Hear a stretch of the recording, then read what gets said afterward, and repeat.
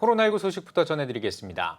정부가 새로운 사회적 거리 두기 개편안을 발표했습니다. 최대진 기자와 함께 이야기 나눠보겠습니다. 안녕하십니까? 네, 정부가 오는 7월 1일부터 방역 수칙이 전면 개편된 새로운 사회적 거리 두기를 적용한다고요.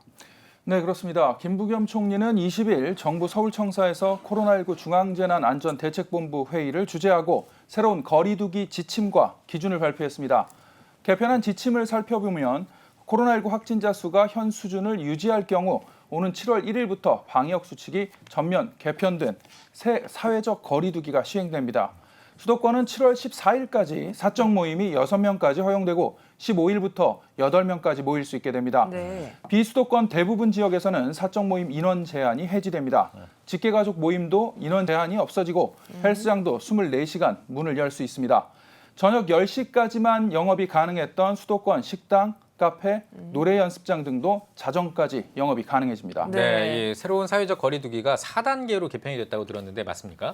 네, 맞습니다. 주간 평균 확진자가 전국 500명 미만이면 1단계, 500명 이상이면 2단계, 3단계는 1000명 이상, 4단계는 전국 2000명 이상일 때입니다.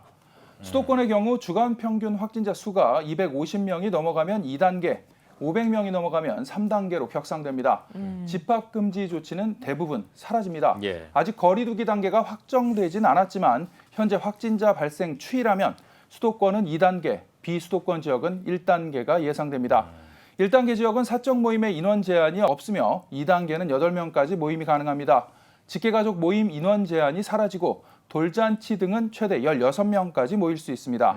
다만 3단계가 되면 4명까지로 제한되고 4단계는 오후 6시 이후 2명까지만 모일 수 있습니다. 네, 교회 예배는 어떤지가 궁금한데요. 그러면 거리 두기 1단계가 되면 모두 예배에 참석할 수 있는 건가요?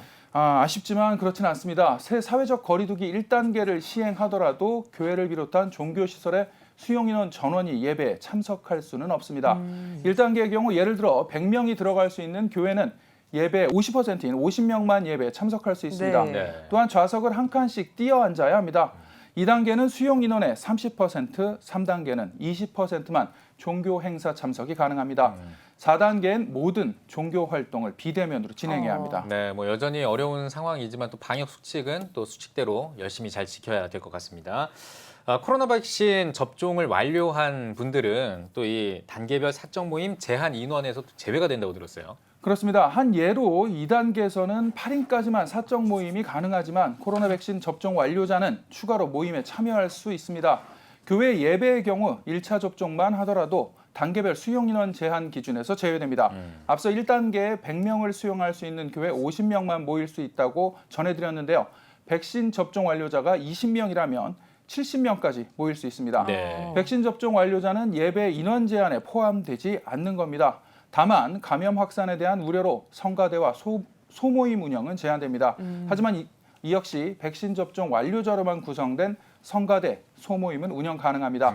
다시 말씀드리면 코로나 백신 접종 완료자는 모든 인원 제한에서 제외됩니다. 예. 거리 두기 기간은 앞으로 2, 3주씩 정해두지 않고 각 지자체가 판단에 필요에 따라 조정할 방침입니다. 네.